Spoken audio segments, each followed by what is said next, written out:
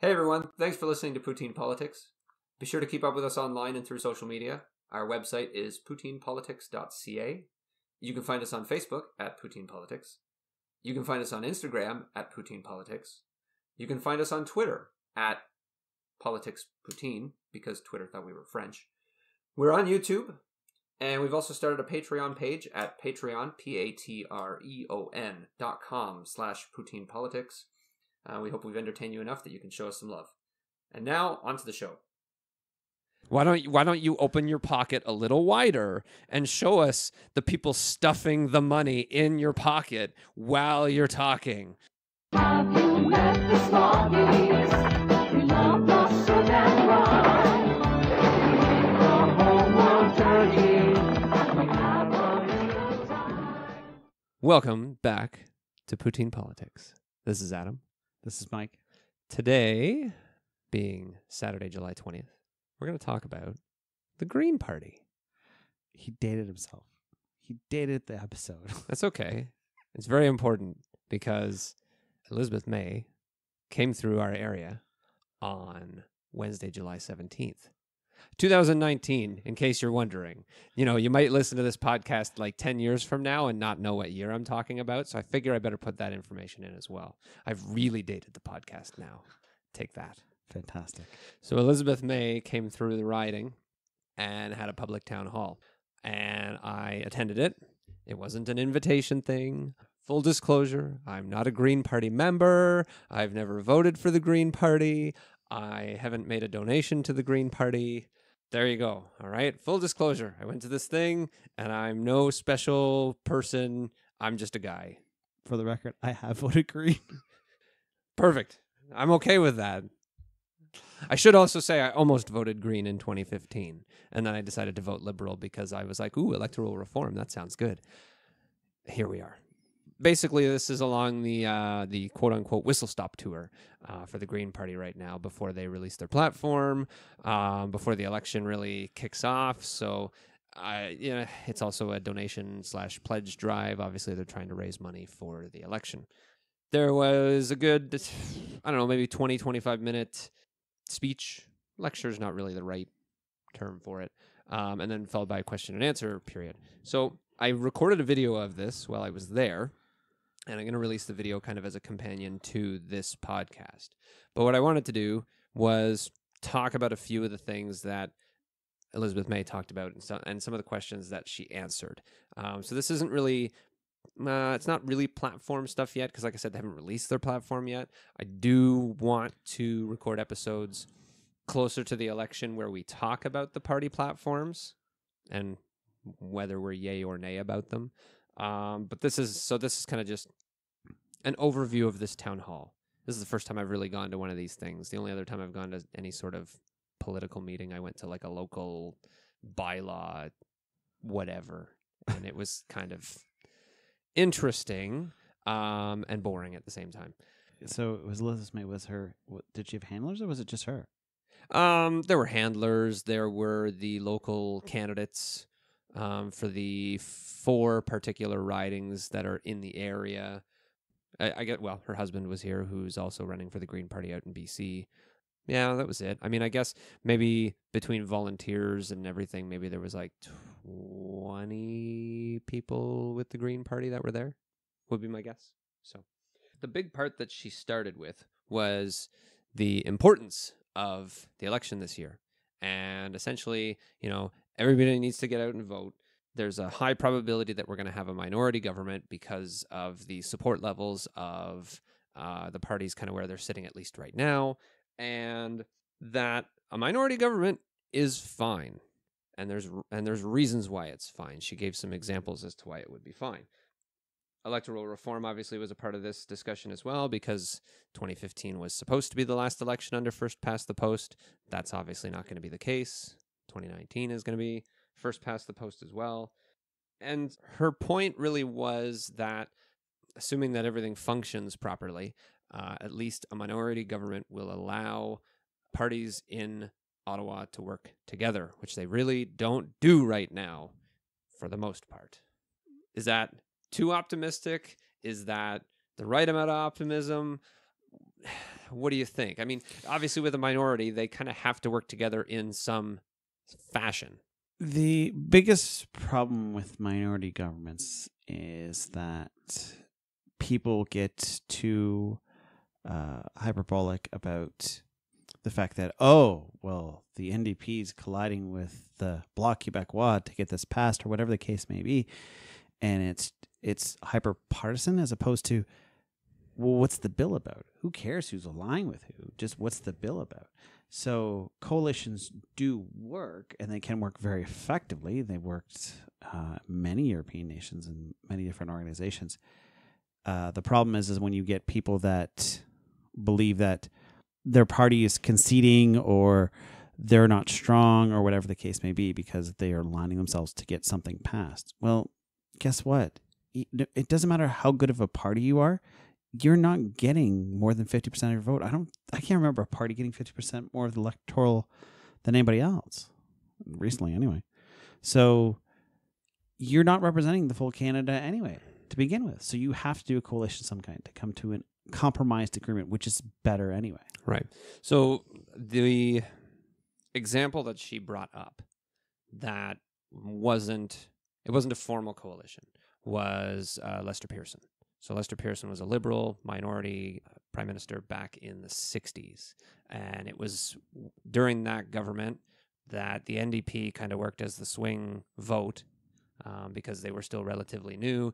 If anybody knows who Tommy Douglas is classified as the father of Medicare. So it was during that government that kind of the national Medicare system came into play. It's when the Canada Pension Plan was created. It's when employment insurance was created. And so all of those things, which are still items that we benefit from today, although obviously there's some people that think they're not as beneficial as they appear to be, they're still around today. So that's for 50 over 50 years ago.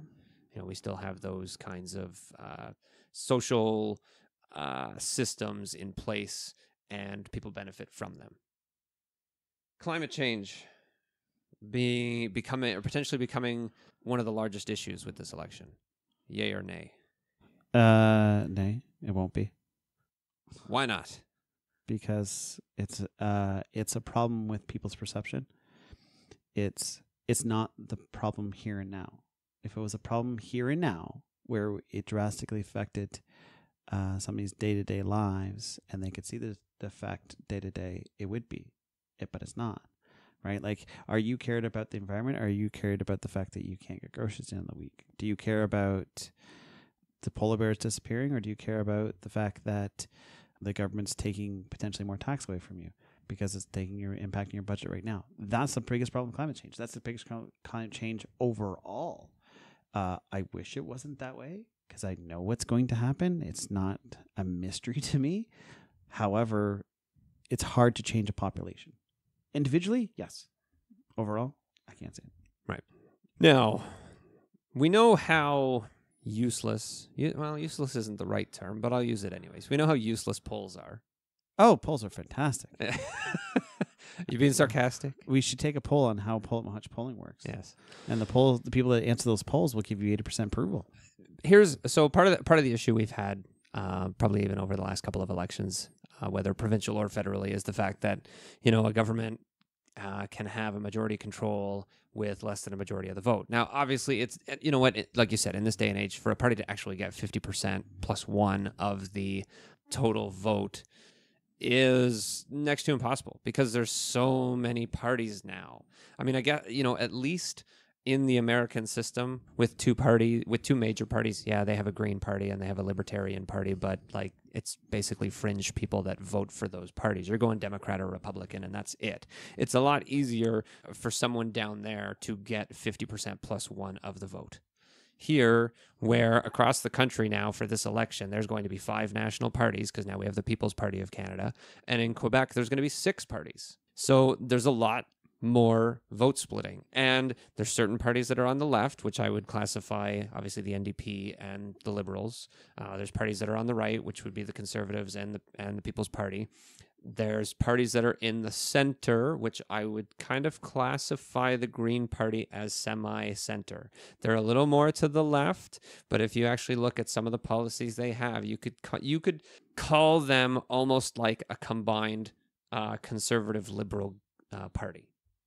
Really? Yeah, I think so. I think what happens with the Green Party is that there's certain things, certain policies and platform ideas that they have that when they're left, they're like way over to the left.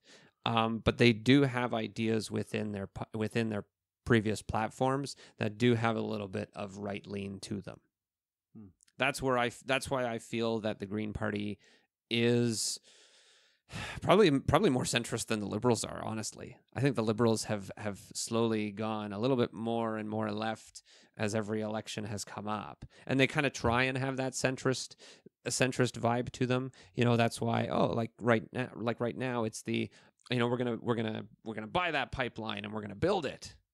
You know, that satisfies the right or maybe what you'd call the red Tories. Right? Yes. Because it's people that are conservative supporters, but they would vote liberal if they find that there's enough that they like with the liberal platform, right? Mm-hmm. So that's at least from what I've seen. I'm sure people are going to disagree with me. That's okay. I'm okay with that.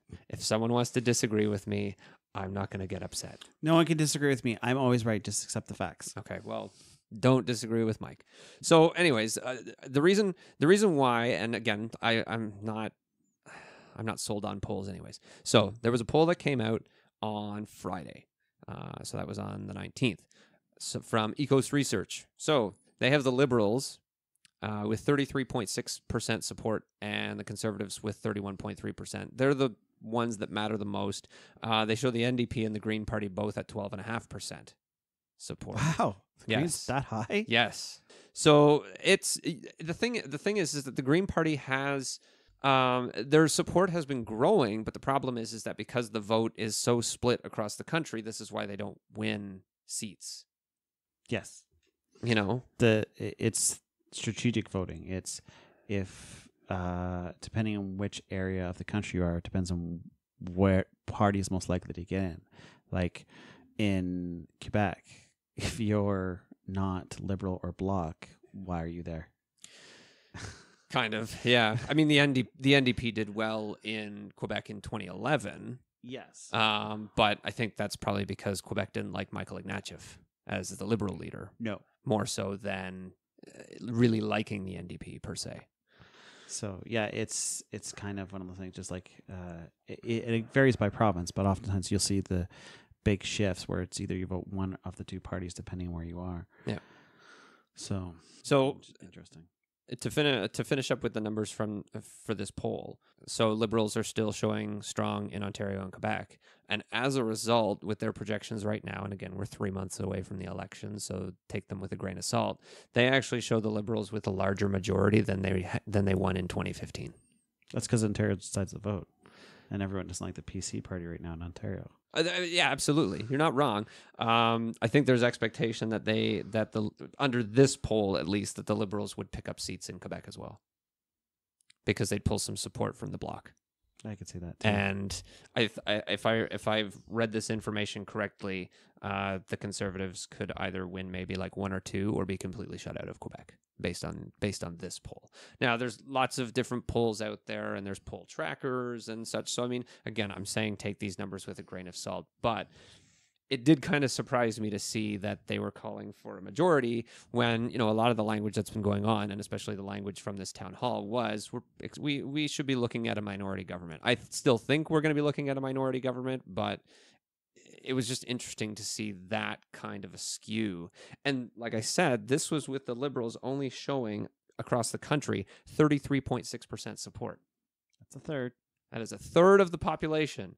And this poll is saying that they will win more seats than they did in 2015 with something like 5% less of the vote, which does, I think, go to show, one, a change in the NDP's fortunes, and then also the People's Party. People's Party isn't necessarily pulling much from the Conservatives, but they're polling. Although it's also funny too because they're showing 4.8% support and no seats, which means Ecos thinks that Max Bernier isn't even going to win his own riding. Yeah, the Green Party is such an interesting thing. I mean, it'd be nice to see an actual rival party that's focusing on climate change and things like that without trying to make it a social program thing. Like, that was always my biggest stickler. Why do you have to make industry change that hampers industry to the degree that some people propose? Like, there are ways you can encourage renewable resources without crippling the existing ones. You just crank up the dial slowly. Like, you don't have to make a new dial just because you want to change something. If the Green Party can do that, fantastic. I just don't know their policies because I'm not up to date with things like that yet because I know it's too far away. Yeah. Yeah. And again, so Elizabeth May even said, the platform's not ready yet, which nobody's platform's ready yet. And honestly, at this point, I don't even know if the Conservatives are going to have a platform. Why not? They won in Ontario without a platform. Exactly. Why They would won. anyone bring a platform anymore? There's no point. They won with a website that you could read in about 10 minutes. And we're going to bring the price of gas down 10 cents. To hell with the carbon tax. We're going to save a lot of money.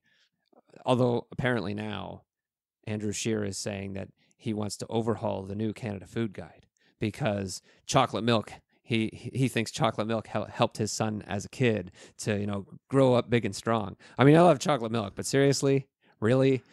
Why don't you open your pocket a little wider and show us the people stuffing the money in your pocket while you're talking?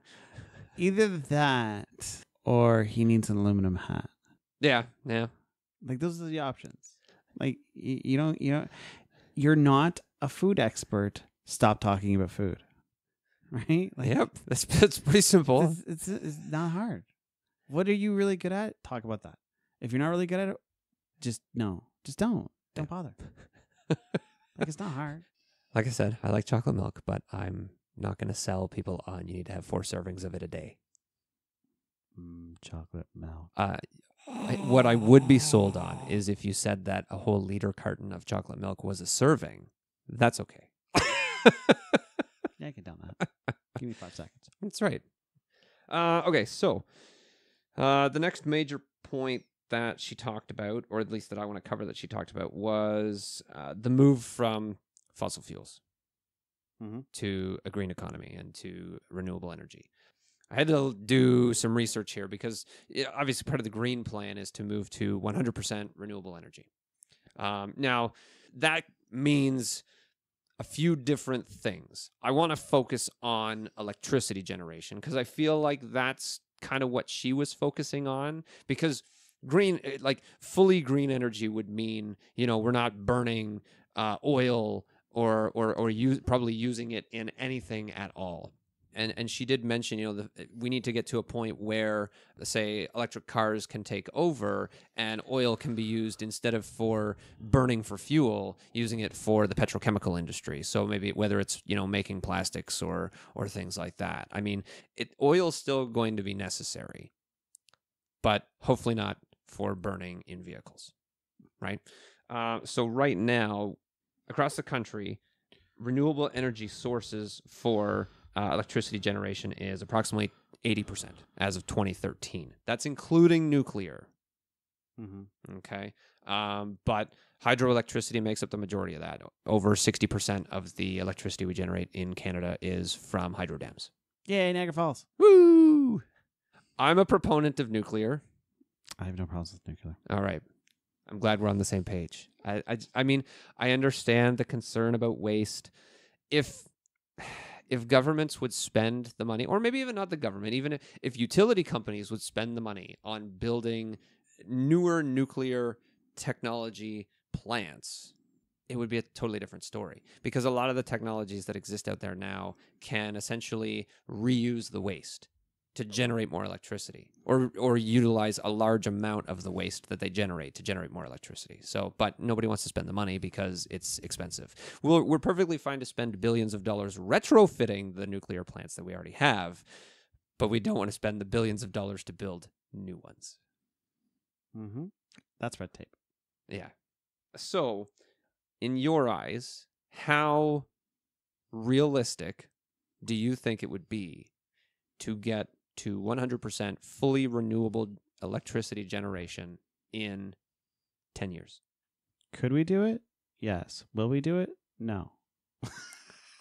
They're not the same question. Could we do it? Yeah, we could. The questions that I always ask about renewable energies, and we want to talk about this in another episode. How much does it actually cost? And I mean the cost, and I like to use the cost of how much it costs in dollars and how much it costs in environmental impact.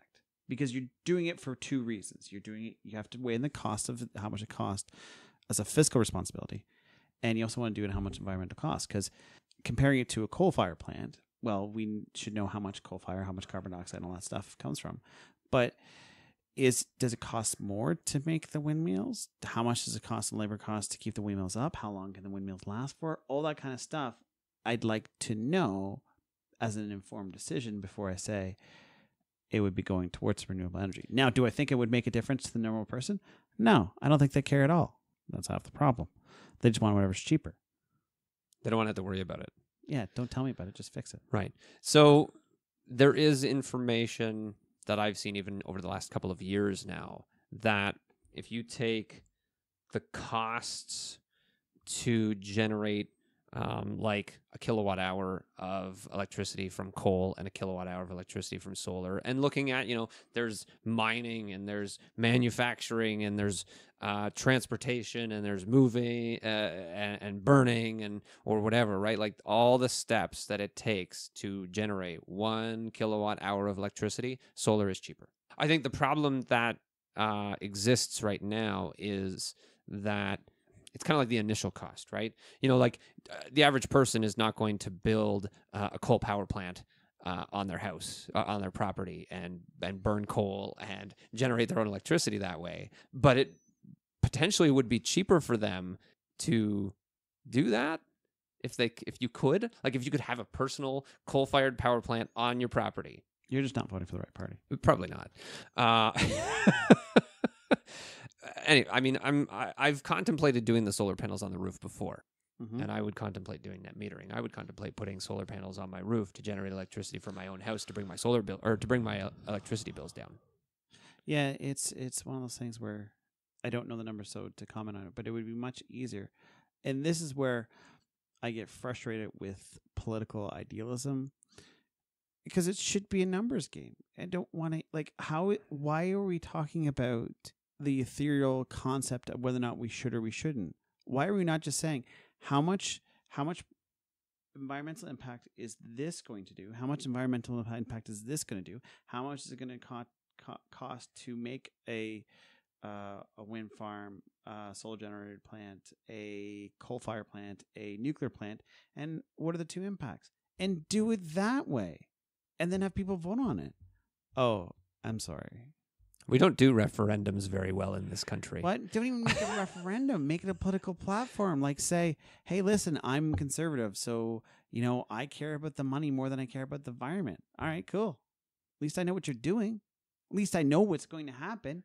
But don't make this, oh, we're going to make sure we look after it. You're not doing anything. You're telling me nothing. Oh, we're going to make sure we look after the coal-fired people. We're going to make sure we look after the nuclear people. I don't care. Tell me the numbers. The numbers are important because that's what matters. How much are we producing? That's what matters, not about are we going renewable? Let's say we go over renewable energy, but the renewable energies that we choose are terrible for the environment. That's not good. Yeah. Just because we slap a green label on something doesn't make it good. It's just like my problem with organic produce.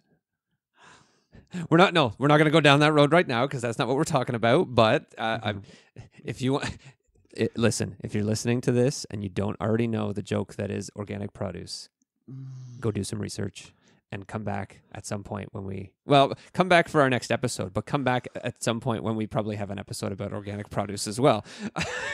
I hope people can just hear me rolling my eyes. It's so bad. So one thing that I would call this a platitude at this point, because up until recently, the Green Party only had one sitting member in Parliament. So someone in the crowd asked a question about, they've been an NDP supporter. They have voted for the Green Party before, but it's kind of like why should someone who's normally been an NDP supporter, or let's even say supporter of any other major party, why should they vote Green? And so the thing that Elizabeth May mentioned, or kind of like part of her major part of the answer to that question, was that the Green Party has a policy against whipped votes. So if you don't know what a whipped vote is, that's essentially where either the leader of the party or their lieutenants, as it were, essentially tell everybody in the party, this is the way we're voting. Even if your personal or religious stance would be against what the bill is that's being introduced, that's being voted on, you will vote whatever way the party votes. So the Green Party apparently has a policy, and I also learned the People's Party, newest party, says they also have a policy against whipped votes. But again, like I said, where I find that that's kind of platitudes right now is you got nothing to whip if you're only one member of parliament. They have two. Well, they have two. Yes, they have two now. That's only recent. I mean, that by-election happened a month and a half ago. So to have that as a policy for the party, that's great when you have enough seats that your party is going to make a difference. But that's a policy you could make once you actually have, say, like 10 people in parliament, instead of being like, well, it's a policy that we have now. Okay, that's great, but you're one vote. You can vote for whatever you want in whatever way you want. That's not whipping anybody. So they're saying that they vote party lines all the time. Is that what they're saying? No, they're saying they don't. They're saying they're saying. Well, I think a comment that was made was let's say if the Green Party was the party that won. Okay, so maybe for a budget vote, because budget votes are confidence votes. If you lose a confidence vote, then you're done. It's an election. So I think what it came down to was if it was a budget vote or a confidence motion, they would vote party line. Anything else, you vote based with your conscience. Oh, but is it vote based on conscience, not like your writing? Because your conscience and writing aren't the same. Yeah, that's true too. I mean, I kind of made a comment about that to somebody else in the kind of reception after the town hall. Is the sense that a person, an MP, shouldn't be voting for what they think is best or what the party thinks is best. The reason why Parliament is the way that it is, or it was created the way that it was, is that the members of Parliament are representing the people in their riding. They should vote for a bill based on whether or not it's going to benefit the people in their riding. They don't do that. They haven't done that in I don't know how many years. Not with any kind of consistency anymore. Right. Again, I mean, if it's something that doesn't matter, like if it's a really kind of like low level bill that isn't going to have any sort of major policy change or major legal change in the country, you can vote whatever way you want. The parties aren't going to care. But those votes tend to be few and far between now. Mm-hmm. Everything is a party matter. Right. So, yeah, fake news and fake science. So what happened with that question and with that conversation had a lot to do with social media being used as a negative platform in elections. So when you look at the 2016 election in the United States, when you look at the Brexit situation in the UK, that platforms like Facebook and Twitter were being used to pass around false information that may or may not have swayed voters to make a decision that they may not have normally made, and it turns out that they made the decision off of incorrect information. I love Facebook. So great at providing me all the information. If you're getting your information about political platforms from non-verified sources, that should all be all what you need to say about them. I've looked at several different sources. The best was there's a political website that's on Facebook that's become very famous. And I remember the lead up to our most recent Ontario election, how they were complaining about, the Liberal Party is so corrupt, so corrupt. Doug Ford gets elected. No more talk about corruption. Where did all that go? Yeah. Why did it all of a sudden disappear? I don't know why. I wish Dean French were my friend. Can I have a position, please? Can I work for the or for the provincial government? I'd like to make $160,000 and do nothing. Well, I mean, I'm not saying then do nothing, but I mean, I still want to make $160,000 regardless. I'll Yeah. work for it. Yes, I suppose if they actually got the positions, they would have to do something. But usually helps to be qualified for what you're going to do. That's kind of what I mean by the comment of do nothing, because you're going to have a staffer or some sort of assistant that's going to do most of the work for you. But I digress. The point, or that was in the question, especially about the fake science thing.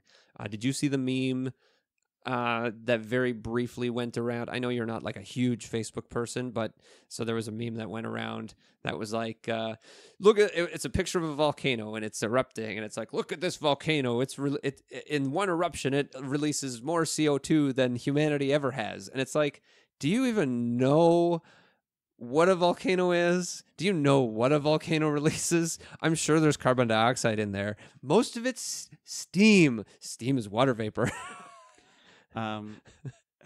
Okay, so it hurts my head. No, I did not see that. Oh my god. Volcano, when Krakatoa erupted in like 1890 something, it created a winter. Like, it created a global cooling effect. Yeah. Not a warming effect. Oh, it hurts my head when people say things they don't understand. Well, but the argument then would be that, well, it's not humans that are creating climate change, that are creating, the fact that the last 6 years now, every month has been hotter than the same month the year before. And we're still doing that now. And this isn't a localized weather situation. This is the average temperature of the Earth. I've not met one climate change denier. I want to. I really do. I run into them on Facebook. I run into them when I'm commenting on stuff on Facebook or on Reddit or on. Yeah, but I don't know if they're just trolling. Yeah, That's my scare. You could be right. You could be right that that's all they're doing. But I can't think of a person that I've come across and talked to face that's a climate change denier. Like, if you're a climate change denier, you just pass your phone in. Like, you don't believe in science, so give me your cell phone because that's science. Just give it to me. Like, just thanks for the cell phone, buddy. Like, you clearly don't believe in science, so this must be magical fairy magic to you. You're in the same category as anti-vaxxers. There's no difference. You're the exact same level of stupidity. What's the difference? You don't believe in science. Good for you. Go use your horse and buggy and pull it around. Like, you don't need science. Get off Facebook.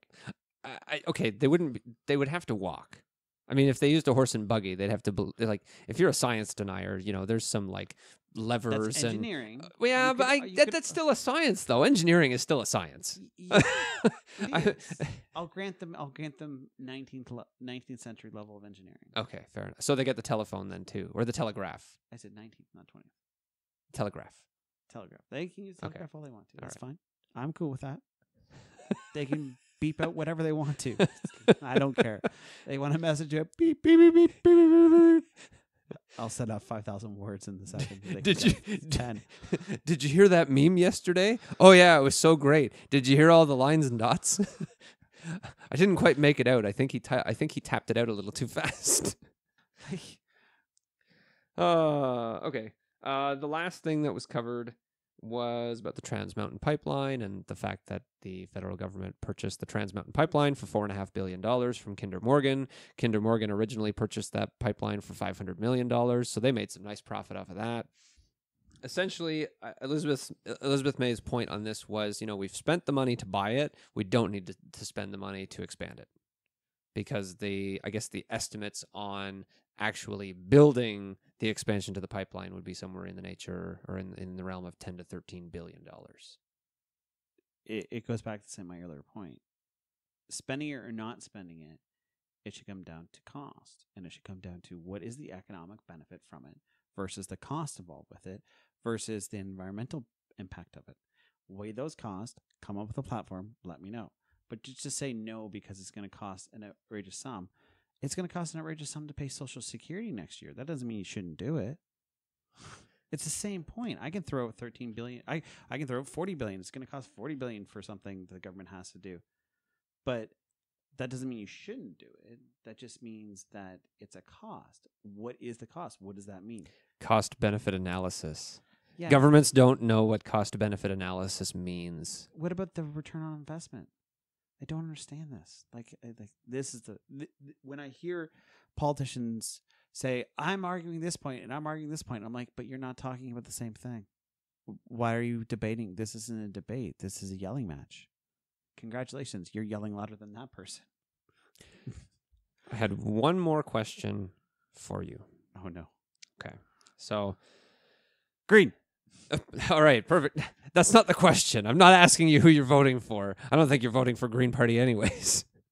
I have no idea who I'm voting for. Yeah, exactly. This is why we're going to do episodes on the platforms later, because I feel like in recording episodes about the different parties' platforms, that's probably where I'm going to determine who I'm voting for, is when we're researching and recording for that.